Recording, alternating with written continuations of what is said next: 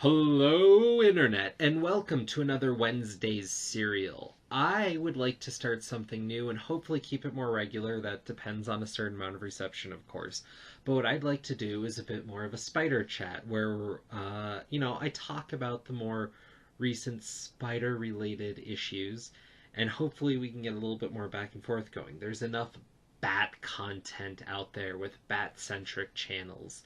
And frankly, I'd like to see more focus on a hero that's a bit more superior, a bit more amazing, a bit more sensational, a bit more spectacular, and even, one might argue, the ultimate hero. I want to talk more Spider Man, so let's dive in and talk about some recent Spider issues, because there's kind of a groundswell going on.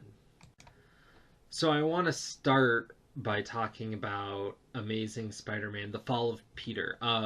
This is really establishing a new status quo, and we've had a couple issues that I felt kind of fumbled with moving on from a lot of what Dan Slott's been building forever, and also moving into this Marvel Legacy movement, which I don't know if that really has any story relevance. But the renumbering's kind of nice. We're at 791, so we're looking at a issue 800 here soon. And I really hope they just keep the old numbering this time. The bounce back and forth. I'd be fine if they just, after a couple bounces, if they just stayed on the newer numbers, the older numbers. I just hate the bouncing back and forth. But here I feel like, whereas this new status quo has been stumbling a bit, I feel like we're finally getting into a groove here. Right now, Spider Man's dating Mockingbird, and that seems to be a fairly big element, though in Spectacular, he was on a date with someone else, so I don't know quite how that's working, especially since Peter's sleeping on Mockingbird's couch. That seems odd, but he seems to be living somewhere else in the other book. So I just feel that's super odd. That's such a big part of these stories, and because they're so focused on the home life now and less on the Spider-Man aspect, and it's just a weird push and pull. And so we move on, and a big part of this too is Peter's back at the Bugle, and he's being a tech reporter. And with Slott's fascination with kind of this new technology area and whatnot, this allows him to play new tech ideas, bring in new villains or new ideas to old villains. I think like it's a great setup for a Spider-Man book, and I think it's a good status quo. The other upswing is Parker's back at the Bugle, and he's dealing with Robbie Robinson, who's there, and I really like that aspect, and I like some of the side characters that are coming back, and getting all of that in the book makes it feel like what's been built with decades of Amazing is more able to be played on. So I really like that status quo. Here we have a new company that Bobby Mockingbird's been working at, and it turns out that there's some villainous intent going on behind the new inventions that are these robots that look like they're right out of Nier video game, if you're unfamiliar. And they it's supposed to be AI, but it's playing off of actual brainwaves, and they find out it's a villain. They go through that. I feel like any more is spoilers. Maybe it was spoilers already, but that build's really interesting. What's kind of hard to take here is Mockingbird in my mind. She's kind of had a blow up with that series that came and went. Sadly, even though it was really good, I just don't think it had a chance for word of mouth to get caught up so sales could meet the actual audience it was developing.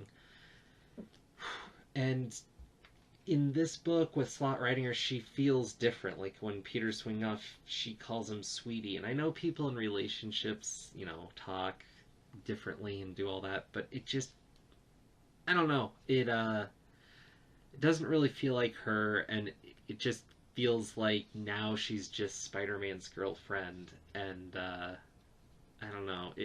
it's a little lame for Mockingbird and Mockingbird fans, I guess, so they get to see more of her, so there's a bit of a trade-off there for the positive.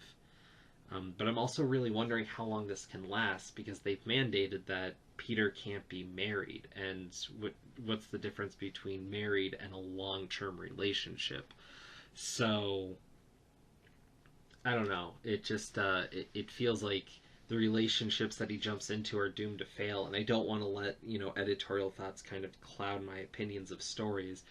But this is one that had such a harsh churn in One More Day that it's kind of hard to let go as a reader, knowing that and knowing that the relationships can't really ever go much further than this one has already.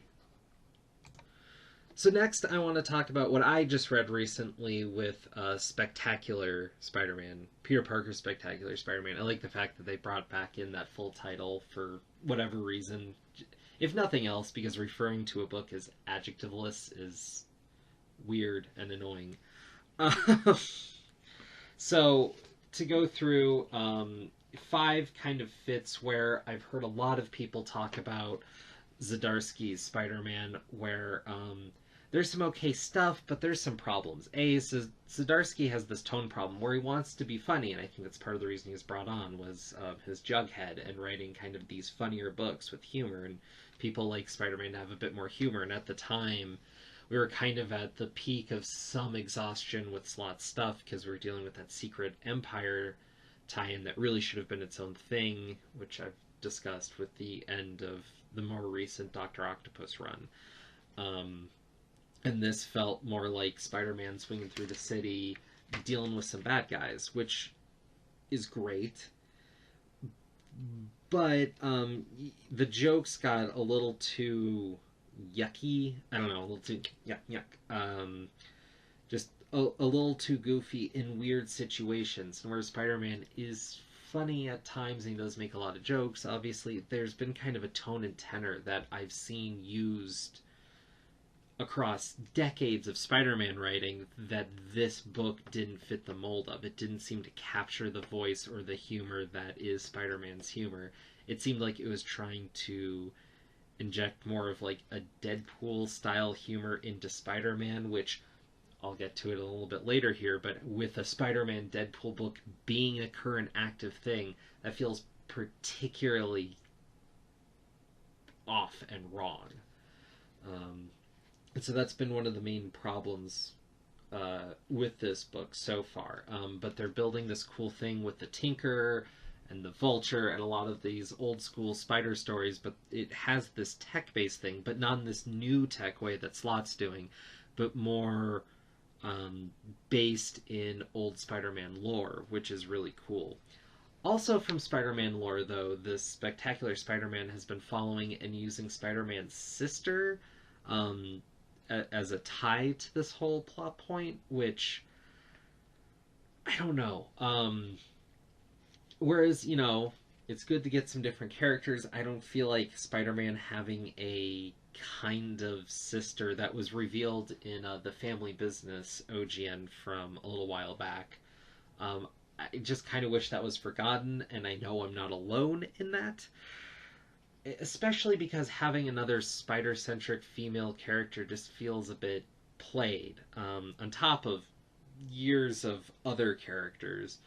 Recently, we've had the Spider-Woman by Hopeless, which got canceled, which was heartbreaking because that was a great book. There was Silk, which I don't even know if it's running still or not, but would have only ended recently if it has ended. And there's still Spider-Gwen running around. And so the Spider Sister thing just, I don't know, like I said, it feels played. But then we got to an interesting issue in Spectacular 6, where in order to get some information on the case he's following up on, Peter gives Jonah an exclusive for his blog. And Jonah, if you don't know, is not working at the Bugle, hasn't for a long time, and he's running his own kind of media empire thing. And it's kind of in the light of the way more conservative talk show hosts do their media stuff. Not playing off of the politics directly, but just the mode and personality is kind of fitting where that is in our current world a bit more. Um, what I'm really hoping for is because you have Jonah in Spectacular and then you have Robbie in Amazing, I'm really hoping there's kind of this media war over a Spider-Man point at some point, and we can get this kind of like two books pushing it, and Spider-Man caught in the middle between the two, and the truth lies somewhere between what these two journalistic entities are pushing that are at the heart of New York and have been at the heart of Spider-Man lore forever. I think there's a huge story potential there, and having the two books pushing two different sides could really justify the point of having two books as opposed to printing Amazing X amount of times in a month. Um, that's just me hoping. I don't know.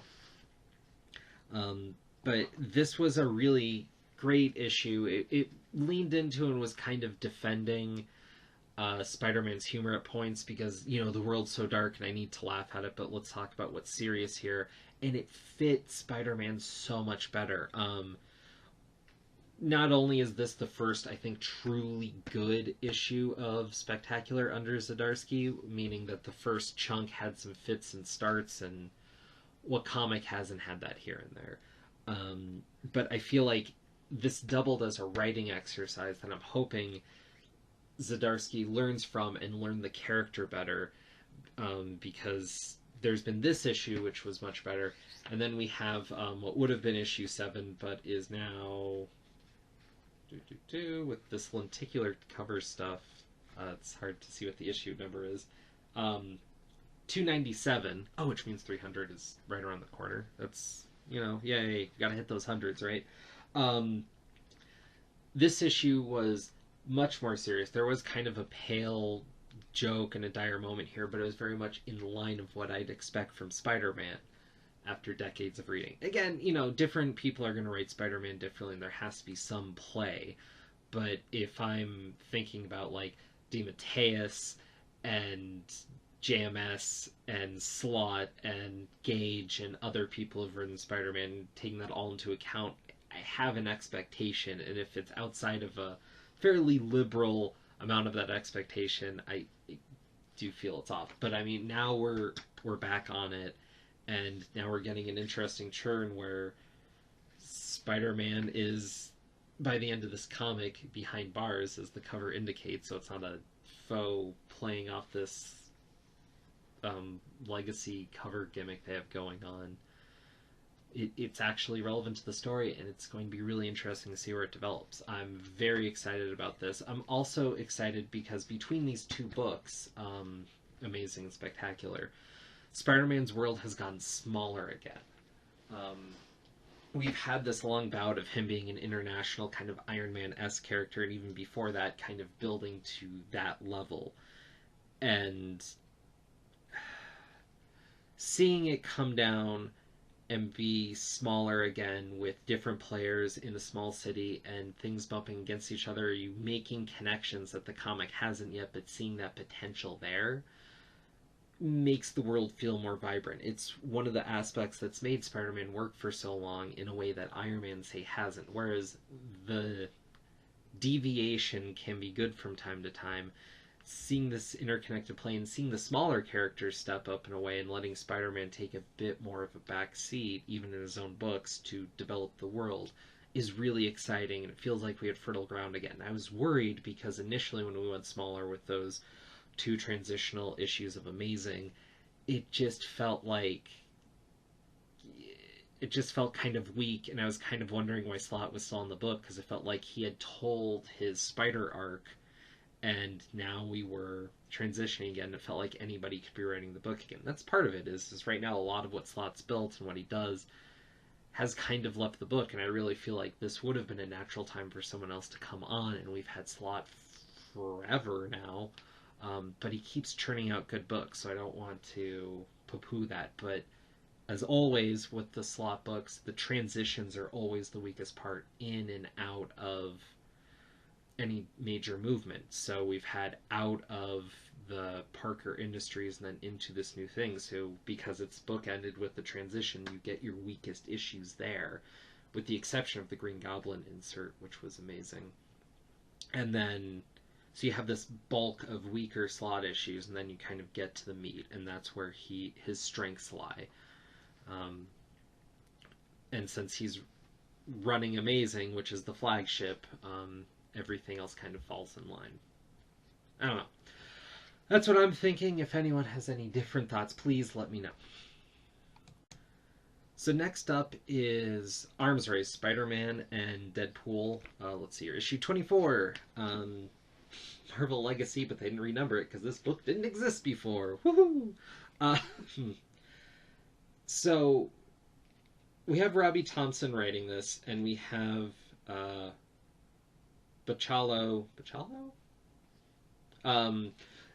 doing primary art duties. And here's the thing: I love Bachalo, and he did some amazing issues long ago where the city was in snow, and I thought those were great issues. He's also done some X-Men stuff that I thought were great issues. But I've noticed when I read books with Bachalo and art, I can be a little bit more lost, and I kind of put my thumb on what the issue was with the art, and that's his storytelling. The setting often gets lost in these kind of non-backgrounds, where you have a moment where Deadpool literally just teleported using a BAMF, and now suddenly but there's nothing nowhere here. We don't know where he lands, which for this panel in and of itself could be fine. You know, teleport, kind of the loss. You're as lost as the character, and then you establish some setting. But then here, he's just in this long dialogue frame with someone else, and they're just kind of two people talking at a computer.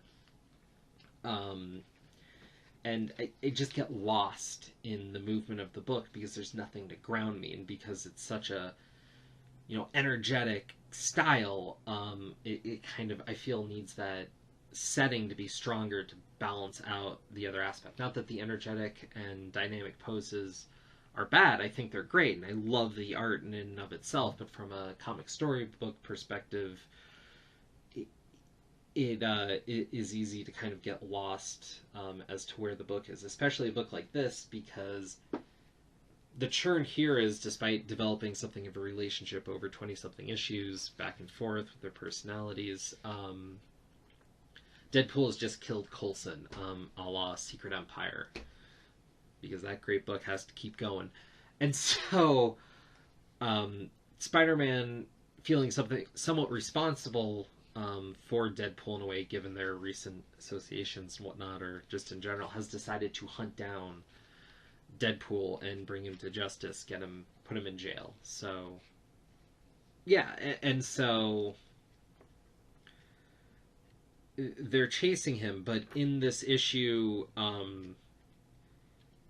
there's like two Deadpools because someone else is pretending to be Deadpool, and Spider-Man's running around. You have a bunch of other characters just kind of enter in, and you have this kind of negative space, and it's hard to follow the story due to the art.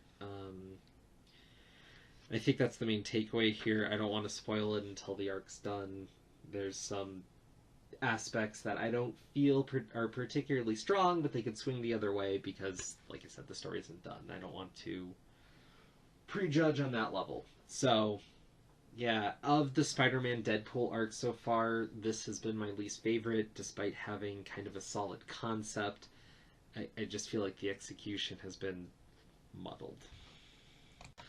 And then last, but certainly not least, is... There we go. Scarlet Spider. Why does it look... That's weird. And this book has been written directly for me as a fan and being a patron of Marvel for years. They decided to reward me by making a book I never knew I exactly wanted. This Scarlet Spider take is now 10 issues in, and oh my goodness. So if you don't know, Scarlet Spider was, you know, the Peter Parker clone that in the Clone Conspiracy arc from not too long ago made himself the Jackal and was doing all this kind of crazy stuff, but in light of being a darker Peter Parker himself, as Scarlet Spider always kind of has been darker Peter Parker, but this was in a different way. But since then, he had moved away, was on the run, and there are a lot of elements in this Scarlet Spider run that were very reminiscent of Joe Kelly's Deadpool. While Joe Kelly was writing Deadpool and Spider-Man, which was kind of interesting. Anyways, since then there's kind of been this revelation where Ben Reilly, the Peter Parker clone, if you don't know, talked to Death and kind of got this push to redeem himself, very much in line with Deadpool again. And so he's trying to do good, but there's still this kind of like dealing with Death, not the character necessarily, but the concept, and in doing so is bumping up against some of these edges of the Marvel universe that normally you don't want to touch, but it gives context to it in a way that's interesting. And in doing so, they've brought back one of my favorites, which are the Slingers, which are characters that got their powers and costumes, well, not necessarily all their powers, but most of them their powers, from the devil. And were based off these Spider-Man knockoffs from an arc forever ago called, what was it, Identity Crisis? I was facing with Spider-Man had 4 identities. Dusk, Ricochet, Hornet, and Prodigy. And Prodigy isn't here, but he was used heavily in Avengers The Initiative, so I don't know if that's part of the reason why. Back to Dan Slott, not that necessarily matters here. But they're dealing with these mystical forces and seeing it. And one of the big churns here was that Hornet had been killed technically on panel, but basically off panel in an old Wolverine story, Enemy of the State. And so now he just shows up again. It turns out it's just someone else in the suit. But it was this big deal, and we're seeing this play back and forth, and I'm really hoping the Slingers stick around as supporting characters in this book, because that would be just amazing for me, and I want to see more time with them. But in the meanwhile, Scarlet Spider is just dealing with the crazy mysticism going on around him and whatnot in this new issue, and we'll see how this develops, but this arc has been kind of building for a few issues now. And it's very in the line of how Peter David writes, where sometimes the action takes over and you let the plot take over for a comic or two, and then you'll deal with character consequences in very character-specific books for a while, and just kind of let the focus be where you want the focus to be for a given issue, as opposed to most writers, which kind of split the time, kind of an A-B thing going on. There's kind of a different flow with the way Peter David writes, and I'm really appreciating that. And, the art here is still good times. It's doing it for me, but we're not on Bagley anymore. We're on Will Slimely, who at first felt like a bit of a departure, but I feel like he's kind of stepped up his game and maybe tweaked it to look a little more Bagley-esque. So, not that that's always a great thing, but that's what's happening here. Alright, so that's it for now. The only other Spider book I'm getting currently is Spider-Gwen. I know I'll be picking up a few issues of Venom when the Spider-Man Venom crossover happens soon. And I want to be talking about all that. If any of you are interested in that, I'd like to talk about it with you too. Let me know. Let me know if you enjoyed this, if I was a little long in the tooth, or if you think it was good enough. Let me know what you guys are thinking. What you guys are thinking about the books is more interesting for me, because I know what I think, but I'm putting it out there. And yeah, let me know. I'm hoping this format works, because it's focused, but gives me enough material to actually do something with that's not just book by book. Cool. Peace!